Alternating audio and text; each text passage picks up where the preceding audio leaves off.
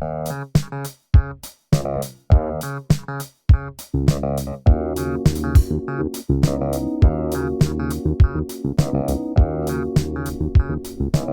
Ophidoi. I'm Fletcher from amindforlanguage.com, and you're listening to Greeking Out, a podcast for ancient and Koine Greek learners full of tools, tips, and possibly tirades on learning Greek using comprehension-based methods.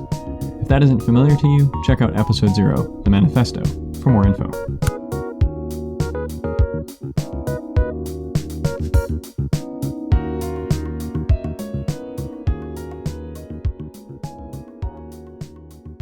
Today I'm talking with Luke Ranieri about his journey into learning ancient Greek.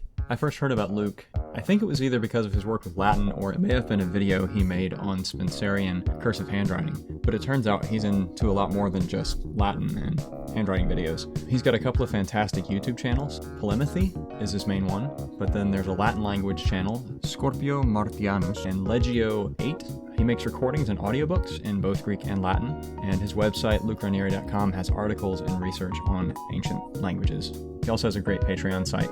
He's also into Coptic and ancient Egyptian now as well. I really can't summarize all that he's doing, so the best thing is to take a look over at lukeranieri.com and the Polemathy channel to get a sense for all that Luke's up to. One thing of note for ancient Greek learners that we'll talk about in this episode is that Luke is one of the people behind Lucian pronunciation, which is a historically plausible pronunciation scheme that's helpful for learners and teachers because it preserves distinctions in vowel length and includes a pitch accent. This means there is an audible difference between vowels, such as epsilon and eta, and accents, making it easier to spell things correctly. Again, for more information, check out Luke's website and his YouTube channel. Luke is also probably one of the most fluid speakers of Latin and ancient Greek you'll see on YouTube, and I'm excited to learn from him how he got to where he is today. So without further ado, let's jump in. Well, hi Luke. It's nice to meet you. I appreciate you taking the time to chat. Oh, it's my pleasure. Thanks for having me. So I was writing an intro this morning to use for the episode, and I was thinking about how I first ran across you, and I thought it was Latin, but it actually may have been a video you had on Spenserian handwriting. Oh, cool. Which is kind of random, but I think that may have been when I first found your channel.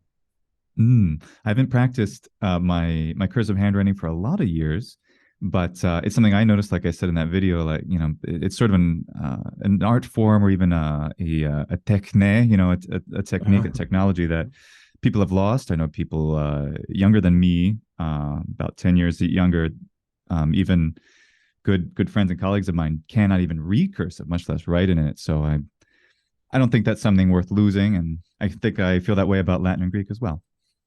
Well, yeah, my handwriting is pretty impossible to read regardless of what form I write it in. So I'm actually kind of using a modified Tolkien style. So that's how I started doing uncials. Yeah. Probably insanely confusing for the students I'm giving feedback to, but you know, whatever. That's how I do all my notes. Yeah. That's the one I do, the uncials. Nice. Yeah. All right. Well, that's a little bit off topic. So I've known about you for much longer because of Latin. Scorpio Martianus channel and just your pronunciation scheme for Latin, which I think is awesome, by the way. So what got you interested in ancient Greek? What caused that? Yeah, so Latin. Started with Latin. I've had a lifelong fascination with Italy and ancient Roman things. My dad's parents from Italy. My dad really likes Italian and, of course, Renaissance, and as well as classical art, architecture, all of that. So I always had this passion to be in Italy, and I am, which is really great. It's a wonderful dream to be realized. But something that came along with learning Latin was the point there's Greek everywhere in Latin. You can't avoid it. There's really, by learning Latin to fluency, whether as a reader or as a speaker, one learns something about Greek. It's right there in like chapter, I think 15 or so of Orberg's book of Familia Romana. Like here's the Greek alphabet, because it's just part of being literate. Almost everybody knows, alpha, beta, gamma. We all know some of those letters, and and it's of course much more important in Latin to recognize what's Greek in it, because then it could be declined differently. It's an inescapable part of elements of the language and culture, mythology. So architecture, it's all there. There's all that Greek stuff. So inevitably, Latin being the easier of the two for most people, especially English speakers, the gateway drug, as it's sometimes called metaphorically, Latin just opens up that door, and then you can go to Greek and then potentially Hebrew or other languages. And so that's where the interest started. And now it's more becoming of a thing on its own that's more in parallel in my own psyche, shall we say. Yeah, that makes sense actually. I'm teaching a Greek class starting next week to like kids and families in our area, and they've had exposure to Latin through their school curriculum. So I'll basically get the idea of cases and inflection, all that stuff for free. So that'll really help. Mm. So I can see the similarities in language at least help create, hooks for people to hang stuff on. So that's pretty cool. Mm. Um, so so you've been doing Latin for years. How did you get started? Like, what was your approach when you decided I'm gonna learn Greek?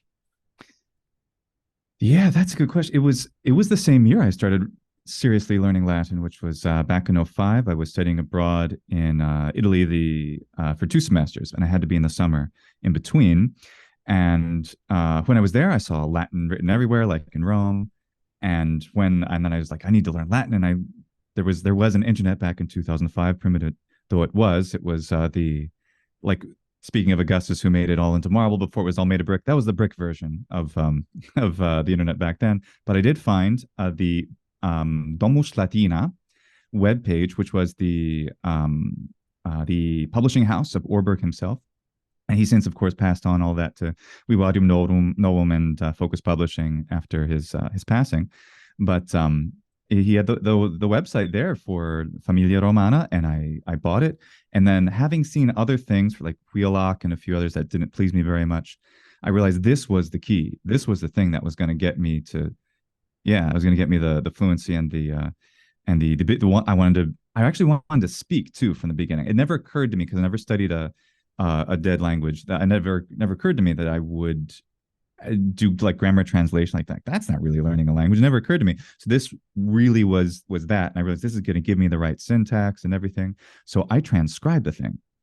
And so that's which was crazy. And I don't know if I'd ever have the time to do something so extensive again, but that's what I started. So I did that, and I did that over the summer in between the 2 semesters, and I got fluent as a reader and also as a speaker, because what I did, and I recommend this to anybody who has the time, or even in small doses, I think it's effective. If you have text that is helping you learn, in my case, Familia Romana was helping me learn a lot, I would read a phrase or a sentence aloud as much as I could retain in my memory, and then transcribe it by typing or by hand, mostly by typing, because it was a little bit easier for me, with all the long marks, all the macrons, saying it, repeating it aloud, and then writing it down. So I was getting the 4 language learning disciplines of hearing myself, reading, as well as speaking and writing all at once. And so I had a strong level of fluency by the time I finished that book.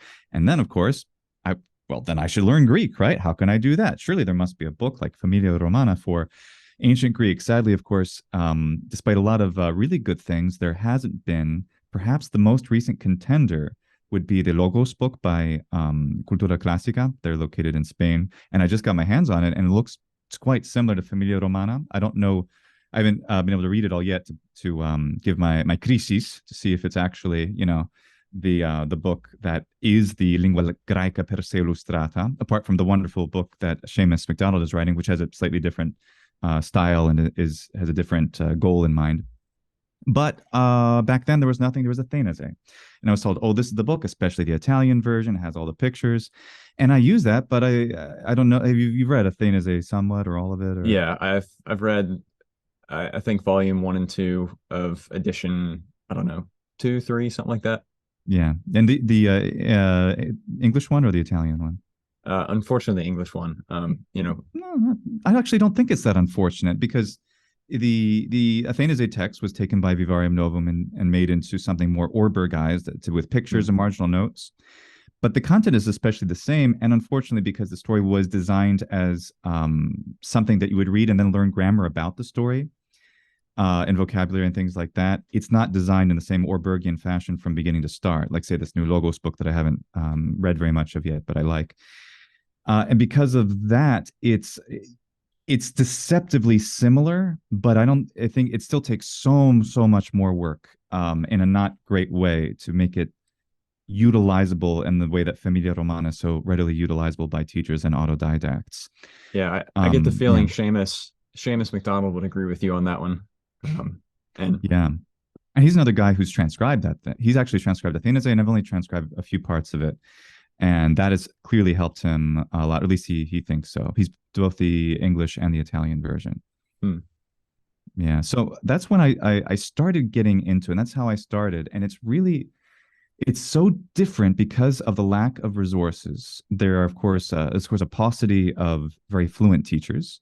I've had very minimal access to such people, though I know them, great teachers like Christoph Rico or yep. Rogelio Toledo, Jenny. Like I know them, but I don't have the opportunity to learn from them either for exigencies in my own time or theirs. It's not really a possibility. So I've always been going the autodidact route.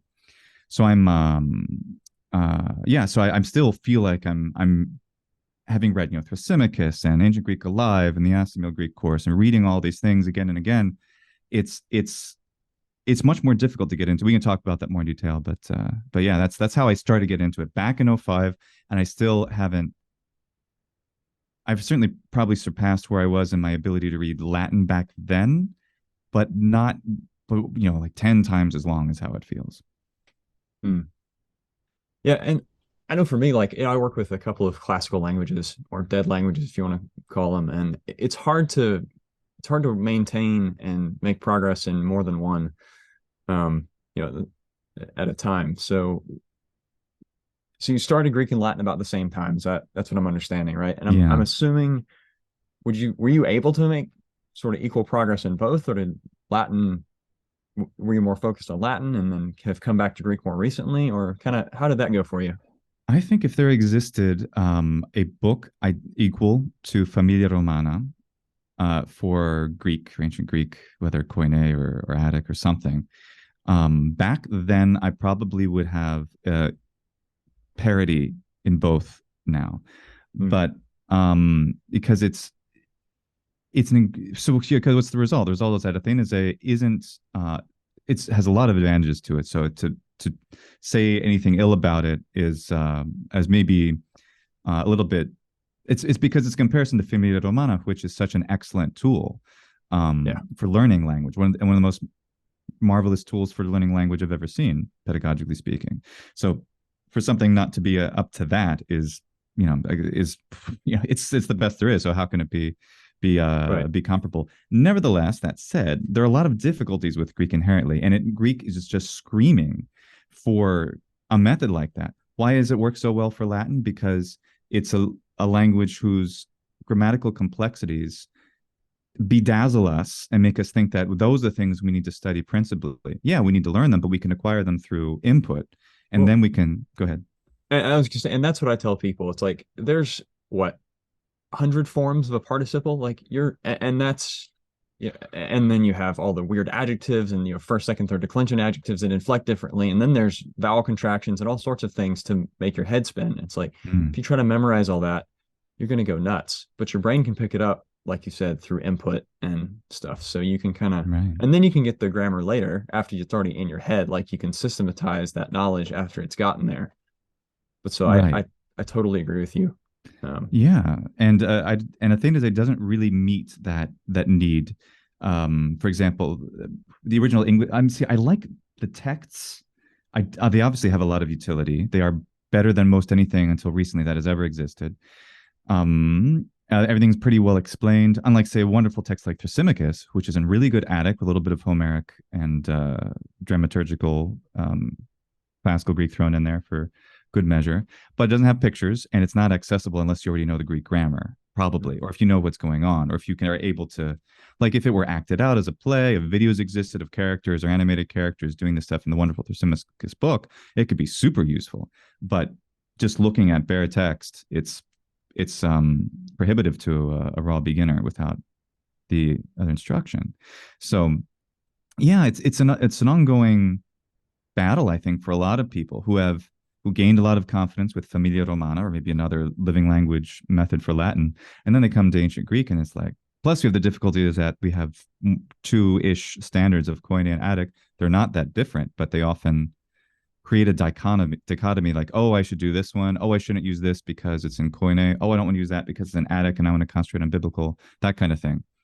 And we can talk about that too and how to resolve that. And that's, to me, that's funny. I mean, I started off in biblical Greek, like probably a lot of people.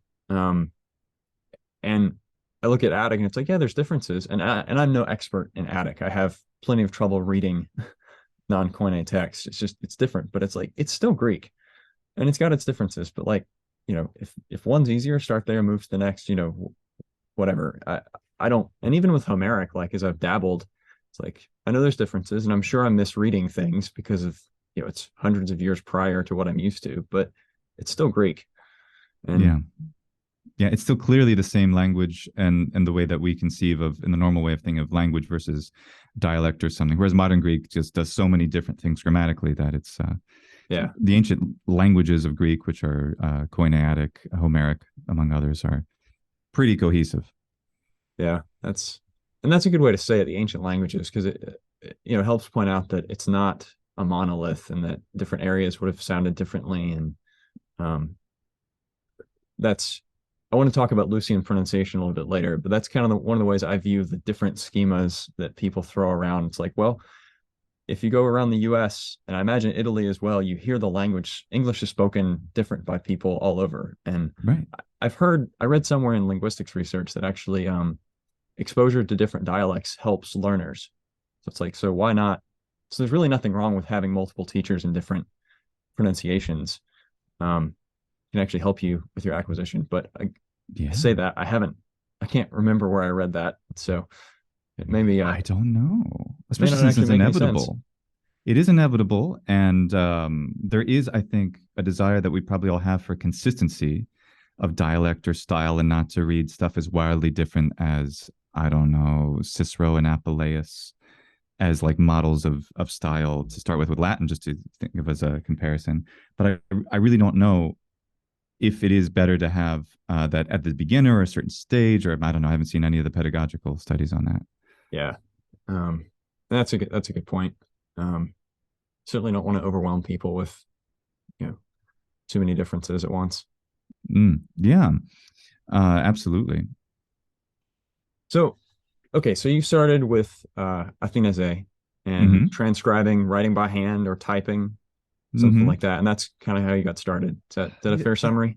Yeah, I did that. Did a lot of. I stuck with. I was just because I knew there are other things available like Ancient Greek Alive and Thrasymachus, and I got them, but I was like, nah, I feel like I should just stick with going through everything in Athena's and let me just do all the exercises, even the translation ones, at least the English or Italian, depending on which book it was. So at least I know Italian, so I can use that one without any problems.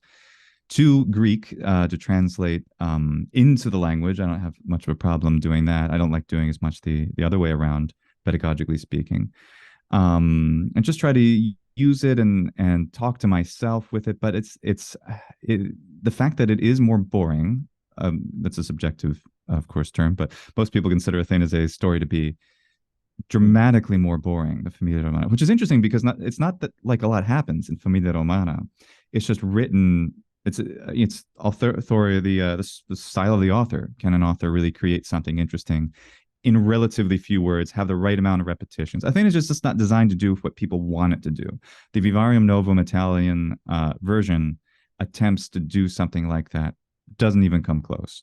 It's better potentially, probably for Italians who speak Italian natively. I would say it's better than the English version, assuming they're in like if you had a word for word translation of the original British English version into Italian. Yeah, the Vivarium Novum one with all its pictures and marginal notes is clearly better for Italians. And if there an English version of that too, that would still be better because it has the pictures and marginal notes. But it's just so I stuck with the thing as much as I could, but then I started branching out and reading more other stuff because it was you feel that plateau. And I wanted to, so I went through all of it, just beginner books like Ancient Greek Alive, and I found those texts which were much simpler. The stories were short. They were interesting, and the explanations of grammar were especially on point and helpful. explaining syntax, and concise, because you could take, like, I have Smith or Smythe, however you want to pronounce that, the book that talks about the grammarian that talks about all the grammar details, every single grammatical detail of Greek. It's a wonderful book, and I decided I'm going to read every page of this, and I'm getting through it. It's going to take a few years to read every single bit of it instead of just using it for reference, because I just want to absorb it. But the problem is something like Smith or Smythe, that book, it just shows you there's an enormous variety. So really, it's necessary, unfortunately, until there's the silver bullet book that's equivalent to Familia Romana, assuming that Logos isn't that, I don't know yet. It's necessary, I think, for probably most of us to just deal with multiple beginner books, as much easy reading as we can, or intermediate if it exists, just to keep going through that, to keep absorbing the right stuff, the right grammar rules, the right vocabulary, again and again, until it starts to sink in, and that's input. So I'm hearing the idea of repeated use of, similar level resources. So essentially extensive reading in things that are not too difficult. So Absolutely. and so Oh yeah. that's kind of, key. so you started with Athenese, and you moved to other similar level texts to build that base and understanding in Greek. So that's kind of what I'm hearing. How you started. Absolutely. Alexandros is another one that Cultura Yeah. Classica put out, which is a simplified version of the Rus or Raus Greek boy, which is, of course, not an easy text, but it's very Attic. And Alexandros is interesting because it's beginner. It's also very beginner about about what it actually covers. Athenese is interesting because it starts to take you probably too soon into Herodotus and Thucydides and a whole bunch of texts in the second volume. But it also does take you there. It takes you there unprepared, and it's you feel a lot more raw, and it's a lot harder. But at least you get exposed to it. You have a trajectory, you have a path that has been slightly modified to be, in theory, easier to read than just getting the raw original off the shelf or something.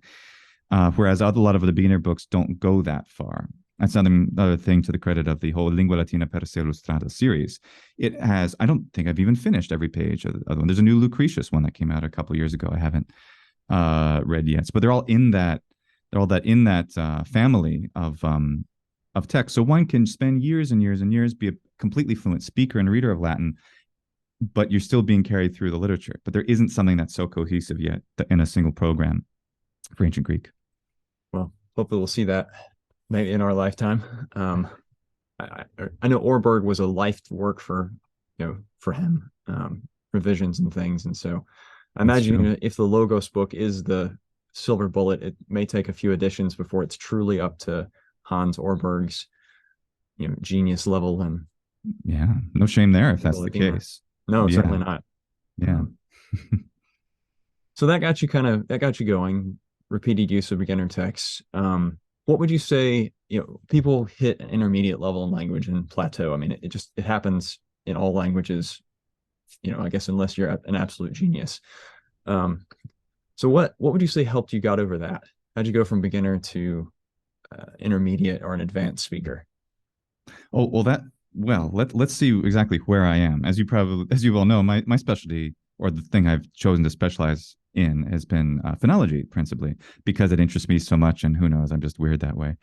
I don't know, I can definitely say I'm an advanced person for Latin, even though there are other people who've read stuff way more than I have in Latin.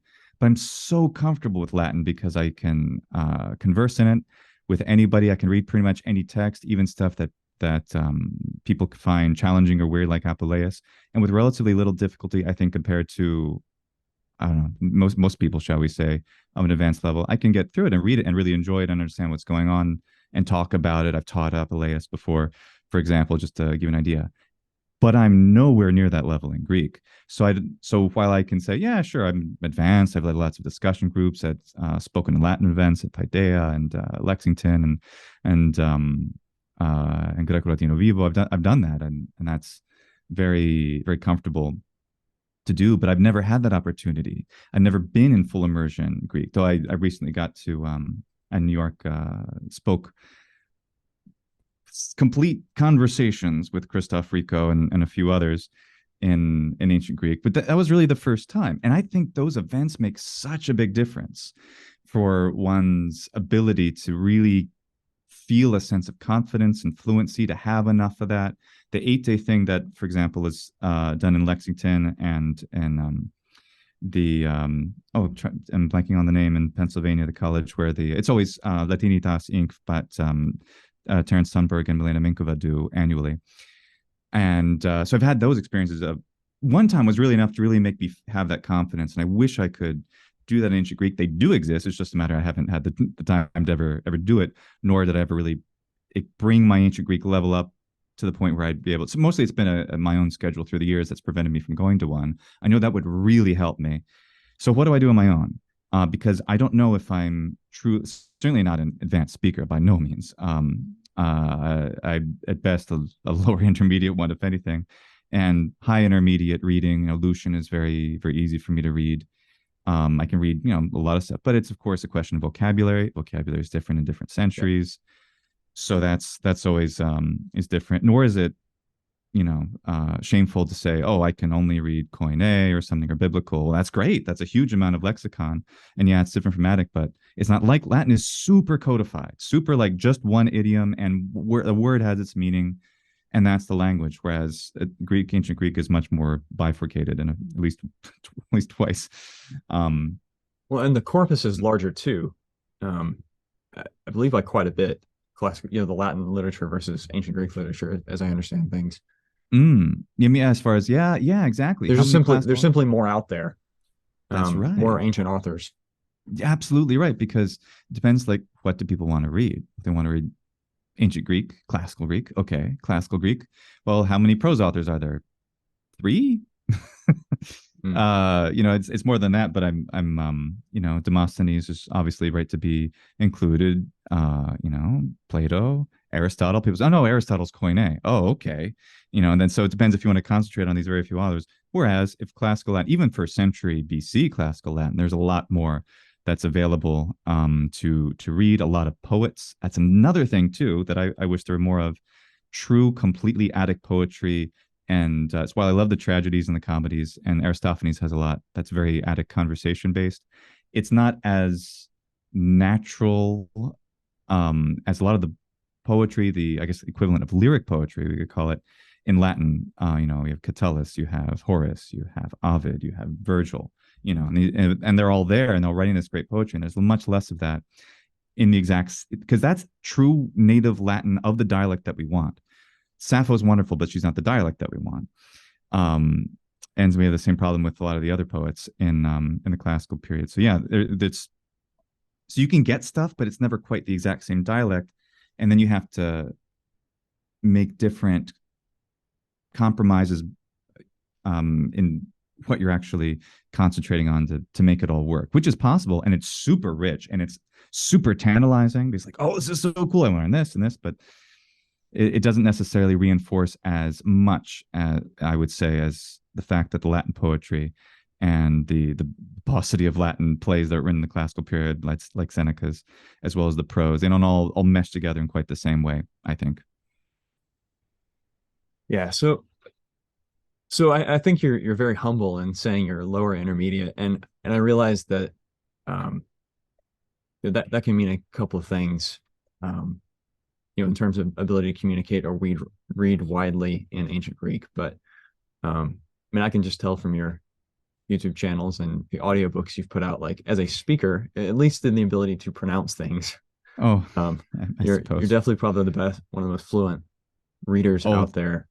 That's very kind. At least very kind. Certainly up there with some of the other people we mentioned in this podcast. And so far, well, that's interesting. That's very nice of you to say. I do feel like I can read a Greek text of almost any type and recite it in a given pronunciation system pretty well. But again, that's what I've concentrated on, trying to create, because that's how that's one of the reasons that's something that's worth talking about. Like how I learn is very auditory based. So I wanted there to be things that just didn't exist. I wanted to have things that were I started with a strict Attic pronunciation. I ended up abandoning it for a number of reasons we can talk about it. I'll probably return to it to do more in it someday, but I've been doing other things like you mentioned. But yeah, I can recite things with a lot of delight and a lot of pleasure, and I hope make them accessible, because I'm ultimately trying to read to a version of myself who hasn't heard these texts before, who would then be able to appreciate them. Everything I record, I listen to as a way to improve my own understanding of whether it's Latin or Greek, and to help me. So when I go for a walk or if I have a commute, then I can listen to that and then keep getting that input, keep getting that auditory input. Yeah, that's and again, your website, your Shopify page, a lot of really great resources for people to check out if they want audio, including actually, I think I saw it today. You have a recording of Alexandros. Um, Mm-hmm. Yeah, so that's a again for beginners or people who just want to go from all the grammar and translation they've studied to a more active approach to language. That's another great resource. that really helped actually. And as you mentioned it, recording that, listening to Alexandros, really helped improve my level. There was a certain plateau that I had before that. I think it really helps because if the book that you have is not really doing everything you need, number one, that's practically a fact for everybody, I think, when it comes to ancient Greek, that you just can't do with one book like you can with Latin.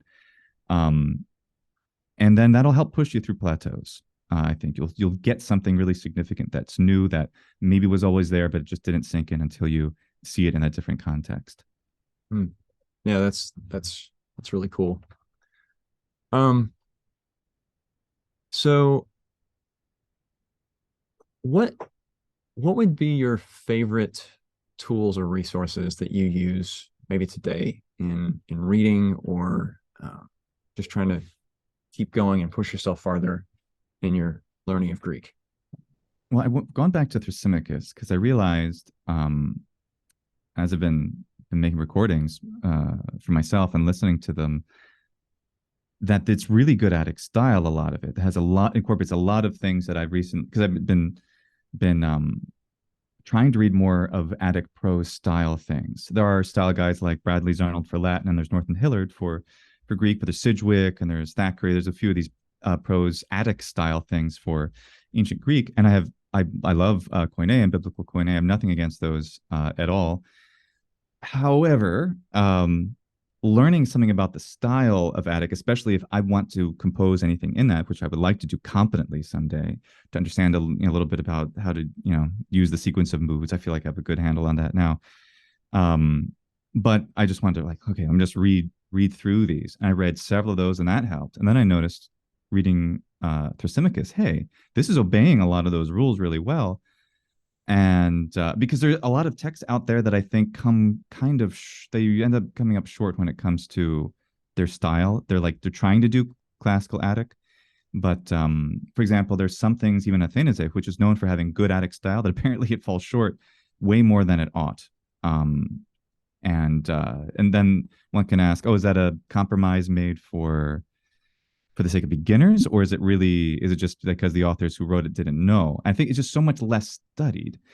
Latin and writing in good Latinitas, which is of course an invention of those people who came after the classical period. But it's a prescriptivism linguistically, so it's not like it's oh, that's bad Latin. That's very harsh. But the reason we have a unified Latin idiom is because people said these classical authors are the best. That's why we're going to call them classical. And that was a classical period. And these are the ones to imitate. And that's just ended the conversation. And in Greek, because it is much more all over the place, Yeah. even though has been a similar movement, even in antiquity, back obviously Lucian's time in the second century, first century, second century AD, the second sophistic, to say, no, this is the Attic. This is the great stuff. Let's do the Attic thing. That came back into vogue in the latter part of the Roman classical period. It just has never been so consistently codified as like this is the idiom to write and to imitate. So we have in general less competency in that Attic style, assuming that is superior, and one chooses that as opposed to biblical Koine or something. And I'm not making that prescription. And let's assume it is. Well, even the biblical Koine, of course, we know just from the four Evangelia that they're all over the place as far as some much more Attic style, and the others are they're more, they seem more like the guy was had influences from Aramaic or some, it depends, and I don't even know all those details. It's so So true. and the problem ultimately that is comes down to, how do we communicate? How do we choose to communicate? Christoph Rico decided many years ago it's got to be biblical koine because there's more written in that's available. It's easier generally. It coincides with the Latin, which all of that I think is a very much a probal attitude. Um, Absolutely, or one could easily just pick classical Greek for the same reason. So I don't really know how to even answer my own question of how do we get over this, because the problem is, like, how do we actually know that textbooks that are written, ancient Greek alive or the or Athanase or Thrasymachus, how do we even know they're in the style that we're actually trying to learn and they're being done competently? We would trust that they do. And so how do I, as you asked, to get back to your question, what am I doing now to improve? And I've been trying to concentrate on this to get a better handle of Attic style, because it is something I want to have some degree of competency in, if not in producing, at least in understanding and appreciating. So I've been transcribing Thrasymachus. I've been doing the same thing I did with Familia Romana, like I was talking about, reciting the phrases and then saying them aloud and then transcribing them and double checking that I got everything right. All the Thrasymachus and most ancient Greek texts, I think Athanase is the only one. They don't have the long marks for the vowels. And obviously more long vowels are represented by certain graphemes in the Greek orthography, which is great, but like half of them aren't. The alphas and the upsilons and the iotas are not. Thankfully, I know where they are, having memorized them in Athanase. Or I know how to go to Wiktionary now and find them. I know how to figure them out, or Logion. I can find them in the right resources. Because that's very important to me. It's unfortunately, shall we say, for us as English speakers, phonemic vowel length is essential to the morphology, to the grammar of ancient Greek as it is to Latin. It exports where the pitch accents go, and people and the often poetics. Oh gosh, the poetry, of course, I mean, yeah. yeah, you can't. It's like once you get and I've been just starting to get into some ancient poetry, and it's like once you get a sense for that rhythm and meter, it sounds really cool and it has a great feel to it. But if you're reading your etas and your epsilons the same, it's like it's gonna fall flat. It's not gonna work. That's the case. And I used to, when it comes to us as native speakers of English or German or French or Italian or whatever, Yeah. we're all going to have a different accent when we approach an ancient language that is not spoken by native speakers, and we can try to recreate that as best we can.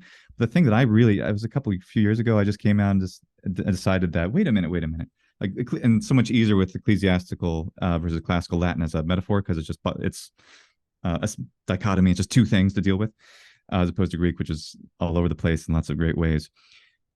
Is it more important that people, and this is my own opinion and how I came to this conclusion, the question that I finally wondered was, is it more important that someone use classical pronunciation but they don't observe phonemic vowel length, which plenty of people do, or if they use ecclesiastical pronunciation but they do observe phonemic vowel length? Phonemic vowel length is always part of the morphology and system of the language. It's something that can be ignored, and one can have that as a convention, sure, but something is quite absent in both ancient Greek and Latin, if that, I think, most essential part of every lexeme is not carefully observed. So is it better to have a classical pronunciation without phonemic vowel length versus ecclesiastical that has it? I'm for the latter. Use whatever, even if we have strong American accents, or if we have strong Italian accents or Polish accents or whatever in our Latin or ancient Greek or whatever it is. If we're using an Erasmian pronunciation, or if we're attempting a reconstructed Attic, or we're using Boothian pronunciation, modern Greek pronunciation, one of the variants of Lucian pronunciation I've devised, I don't think any of those superficial things is really that important compared to the underlying elements of the lexemes, of the actual words themselves, and of course the rhythm of the phrases, which are fundamentally the building blocks are that. And if we were all native speakers of Finnish or Japanese or Hungarian or something, we would say, oh, well, yeah, of course we do that. Just as much as we as English speakers happily can put the stress accent in Latin where it belongs. Yeah. But the French can't do that. French does not have lexical stress accent like we do. So the French, I can use a stereotypical French accent and say, what's a good Latin phrase? I don't know, like omnis homines qui se student praestare ceteris animalibus or something, which is Sallustius. So omnis homines qui se praestarent aliis hominibus. So the stress accent's completely wrong because they don't have it lexically. So French people have to train themselves if they want to speak Italian or Spanish or English or Latin to do that. So it's not fundamental to them. And if nobody in of the Western European languages had stress accent, we would have just as much difficulty adding stress accent to Latin. But we do have that, so we can do that part. But it's the phonemic vowel length that we don't have, so we don't think it's important. And unfortunately, I say this because we don't have the native ability. It is, and I think it's the most important thing to consider. So, one thing, my background is in linguistics. I have a undergrad and I have a master's in linguistics and stuff like that, which is fun. As I explain it, the art and science of making funny noises and writing them down. At least that's phonetics. But one of the things I remember learning I've thought about while trying to get my head around Lucian pronunciation is that we don't have phonemic vowel length, but we do have phonemic processes in English that make us pronounce vowels different lengths. So like a word like B has a longer vowel in it. The word like, Ben and Ben, that I is longer than the vowel in bit. Even if it's the same quality, the same, vowel in the vowel space, it's got different length because of the lack of a, final consonant, or because the final consonant's voiced, or because it's voiceless. Absolutely. That, I don't know if that would help anyone trying to get, any English speaker trying to get their head around phonemic vowel length, is saying we do have it as a feature, but it's hidden and we're not usually aware of it because these are automatic processes that just are based on the shape of words rather than the actual phonemes themselves. I agree. Yeah, and one thing we might hear is a native Spanish accent, and English often reveals that precise thing. So for example, we have dog and a dock, like for ships and dogs. I remember Cesar Millan, if you're familiar with him, the dog whisperer, because he has a lovely Spanish Mexican accent in his English. So dog and dock sound real similar when he says them, because for one, the vowel difference, there's only 5 phonemic vowels and qualities in Spanish. We have all these different vowels. So he says it is a dog. And because it's short instead of long, dog, we would expect dog, or it could be dog, something, but we as native speakers expect a long vowel there because, like you were saying, a voice consonant follows. And because of the difference, like saying bit or bid, a native Spanish speaker, if they don't say, they might say bid for both, and they'll sound also another one too, of course, is sheet, when it's done with too short sounding a vowel. And those are phonemic vowel length differences. They're in stress syllables, which makes them especially apparent. And I think the key, which you brought up, great example there, is to any of those examples. If we're going to help English speakers, for example, if we want to help English speakers, we want them to see this is something fundamental to our language that we normally don't consider, and it happens to involve vowels, or it could be another phonemic features that we have that is absolutely critical. And when non-native speakers don't do them, we get confused, in order to appreciate that in these ancient languages, this is equally fundamental. But there are experts in these languages who don't accept that yet. That's sort of why I talk about what I do. I try to do it in a nice way, I suppose, though I've definitely had a few screeds. They're not really screeds, but just where I've very much insisted on my opinion being the right one in videos. And, but I try to moderate that, because it's more important that people learn the languages and they do it in the way that I think is best, right? I'd rather they learn them in any way that they can, outside of phonology. But I do think phonology is essential to the literature.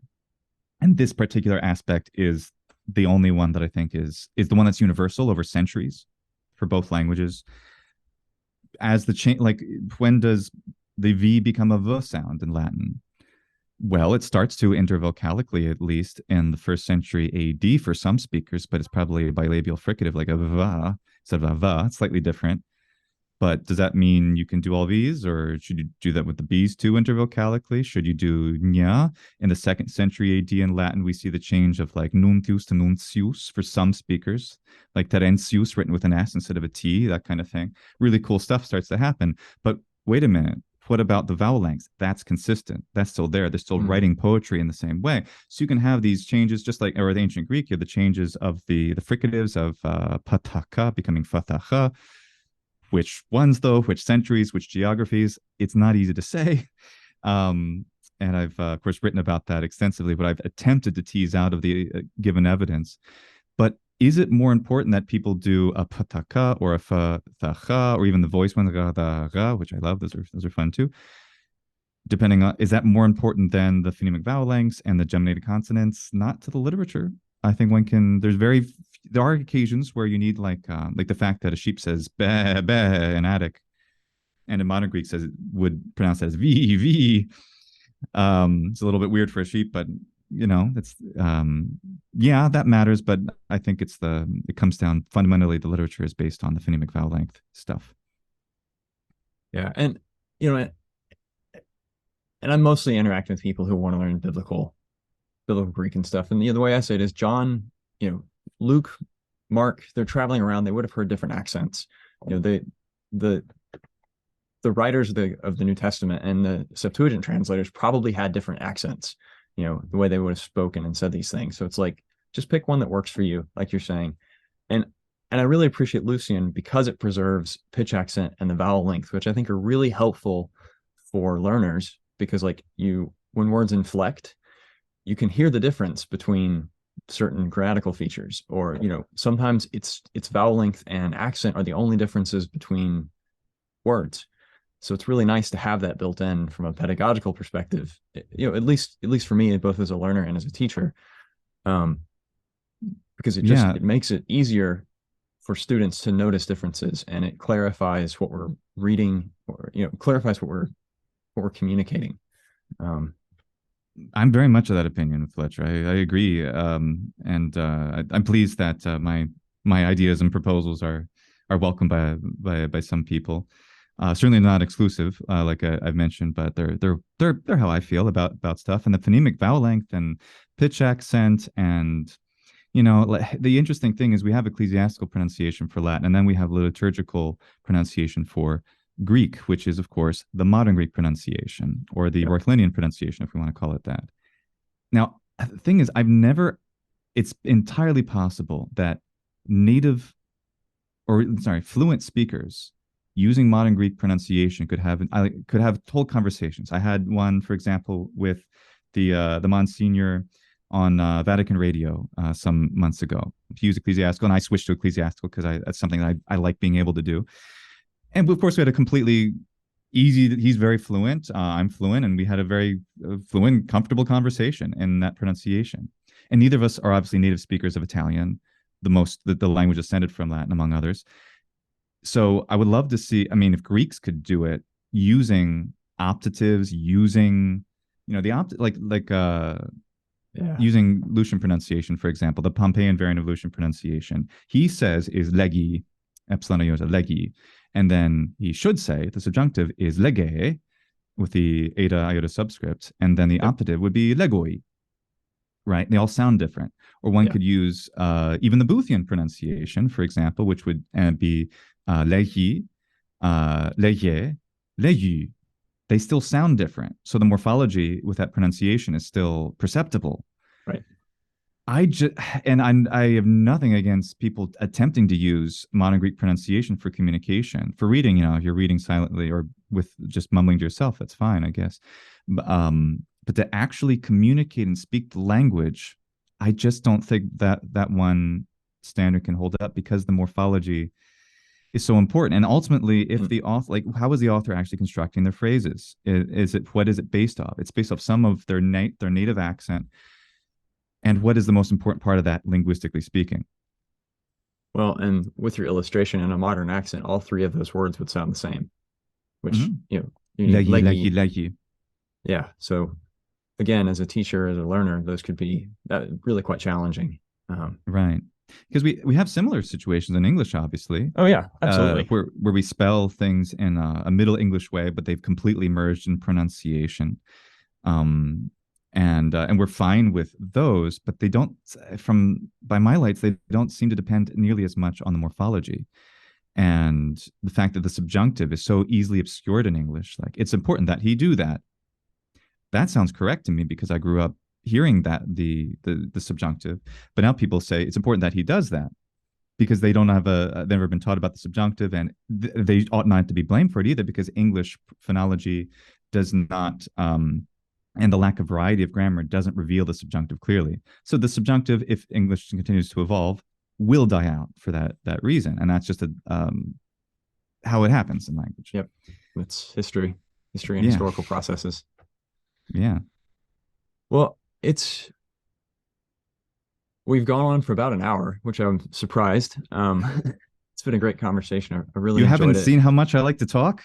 Well, okay. I want to hit a few points. I want to try to keep this, a manageable length, and I don't want to take up too much of your time either. But I do. We've talked a little bit about Lucian pronunciation, and you have a fantastic video and your articles explaining it.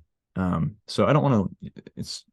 You've already done the work to go through all that, so it's not really worth repeating all that here. But just give me the brief summary, like what is it and why? What pushed you to come up with that, to work on it? Oh man, that's a great question. So this comes from wanting to learn Greek, and for me, it has to be something that's spoken just like it was for me with Latin and every other language. So something that I can speak with, communicate with, and also to recapture ancient phonology in some way. One of the issues is that the classical Greek and the classical Latin are not in the same century; they're separated by about 400 years. Hmm. So that's an issue. So if we want to actually, I also like the idea of getting into a Mediterranean world. The Roman Empire, Greece, and Latin have this kind of co-equal status. They're used together. So I that certainly was encouraging me away from classical Attic as a pronunciation system. But the thing that is just, there are two things that are very difficult about classical Attic pronunciation to master for all of us, unless we're native speakers of Hindi or Chinese, and those are aspirates. Much more difficult than phonemic vowel length, which I think anybody can, with practice, get the sense of the rhythm. That's a matter of timing. That's a matter of, can you learn how to dance a little bit? Can you hold a tune rhythmically? Can you do a basic drum beat? That's what that's about. It's way harder, as you know, to be able to distinguish pataka from pataka. And even though those are completely different phonemes in some languages, and ancient classical Greek is one of them. So that encouraged me. And then I started working to find a solution to that. And I started working with my friend, the linguist, I'm spelling his name, Raffaele Torrigiano, as if he's Italian. Raffaele Torrigiano. He's also American. He was a brilliant linguist. And I was trying to, how can we find a solution to this? Can we find the transitional form of the ancient Greek language contemporary with the ancient Roman classical period somewhere, where we actually have th or th or something like the modern fricatives? If we have those, what are the consequences? And we decided that, well, probably if that's the case, based on what all the evidence says, this is 3 years ago, what all the evidence say, all the pieces of evidence say, we also need to have ra, da, va fricatives for the voice as well, and a few other vowel changes. So that came up with the original form of Lucian pronunciation that we ended up proposing in early 2020. And the point of it was basically to have a phonology that was not, well, so there's a problem with Erasmian pronunciation, and that certain parts of it are completely non-historical, that have, say, no basis in reality, except for the past few hundred years. Of course, they're real. This is very prescriptivist. So I don't want, because there are such great fluent speakers of ancient Greek who use a system like that. And so this is I just want to make sure I emphasize how little I would dare to condemn such people for doing what they were taught and what they've been using for years. But one of the things probably the thing that is most at the top of my pet peeves is the pronunciation of epsilon iota, which is not a diphthong. At least it wasn't in the 7th century BC. Only in half the words it was a diphthong. But just as we pronounce omicron upsilon as u without any problem, epsilon iota is e in the classical period, and then by the 1st century it's e. But actually before that in certain environments. In any case, it's a monophthong. So that But is... it's a lengthened monophthong, correct? Yes, sir, exactly. It is a long e or a vowel, respectively. And that's probably my biggest pet peeve, because it's the thing that needs to exist the most. It's the thing that needs to exist the least as far as a pronunciation convention goes, because we don't say o for, I don't know, lo wo mai. We say lu wo mai. We can, like when we, I wash lu wo mai. Lo wo mai. No one bothers doing that. And why not? Because that's not how it's pronounced and no one's bothered. But everyone who uses Erasmian thinks that it is a for legay, and it's not. It's legay or legi, depending on the century in antiquity. And because that ending is so ubiquitous, that digraph is so ubiquitous in the language, it really marks it. And so my personal pet peeve is I find that unfortunate because it'd be so easy to get rid of. And then that would make Erasmian pretty, if people are doing phonemic vowel length, well, then it's basically an ancient pronunciation system. But without that, it's a little tough. I I think we probably have a kinship in like liking certain sounds and the way things feel, and opinions about these things. And I remember reading your article on Lucian, and it's a great piece of historical linguistics. It's just fun to read.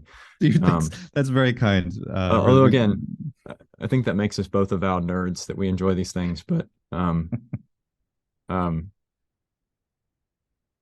yeah, and like you said, if you get that a couple of those features like that diphthong differently, it's not a whole lot of major difference between Erasmian and I guess some features of Lucian and other, like some of these schemes really are not, in some ways are not that different. And if you can get one, you can understand the other being spoken. It's not that hard. Right. And it depends how important it is to you, not you necessarily, but you, the non-specific you out there listening, how important it is to you, certain features. People, right. For example, Booth went about developing his pronunciation system, wanting to create a pronunciation, since especially he's, of course, a biblical scholar and a brilliant one at that. He wanted a pronunciation that was appropriate for Koine Greek. And thus he looked at the spelling errors and he came to certain conclusions about how the pronunciation of Greek was in the Koine period. In my own research, I've come to some different conclusions. Not that he's wrong about the possibility of a system like his in some places.